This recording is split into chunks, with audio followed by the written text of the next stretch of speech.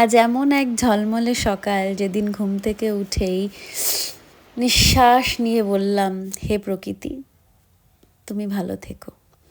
তোমার বুকেই প্রথম আলো দেখেছিলাম, তোমার বাতাসেই শ্বাস নিতে শিখেছি, আর তোমার মাটিতেই স্বপ্নের বীজ বুনেছি। অথচ দেখো, প্রতিদিন নিজের প্রয়োজনের কাছে হারিয়ে তোমাকে সবচেয়ে বেশি আঘাত করে চলেছি। শিশুদের মনে প্রত্যেকটা দিন পরিবেশকে নিয়ে উদযাপন করা শেখানো উচিত।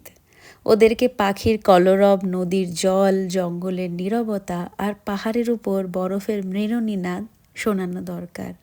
তবেই তো এই ছোট্ট খুদেগুলো হারানোর ব্যথা বুঝবে, তবেই তো ওরা আগলে রাখার ভার নেবে, তাই না? আজ একটা বিশেষ দিন, আজ প্রকৃতিকে নিয়ে উদযাপন করার দিন। তাই কাল রাতে কোকো এক বিশেষ কাজ করে। কোকো একটা ভেজা টিস্যু পেপারের ওপরে কিছু মুগ ডাল ফেলে খুব আশাবাদী ছিল যে আজকে সেখান থেকে গাছ বেরোবে, এবং সত্যিই বেরোতেও খুব খুব খুশি। ও খুব এক্সাইটেড ছিল এবং সাথে সাথে স্কুল থেকে যা শিখে এসছে সেইগুলো অনেক গল্প করলো। দেখলাম কোকোরও আমার মতন গাছকে একটু একটু করে ভালো লাগা শুরু হয়েছে।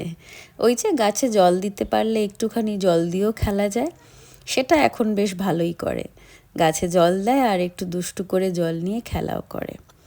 হে পৃথিবী, ভালো থেকো তুমি। তোমার বুকের সবুজ যেন কখনো ফুরিয়ে না যায়। তোমার বুকে এখনো আমাদের স্বপ্ন বেঁচে আছে। এই আমাদের মতন মানুষের লোভের চেয়ে তোমার সৌন্দর্য আর কান্না যেন একদিন অনেক বেশি মূল্য পায়।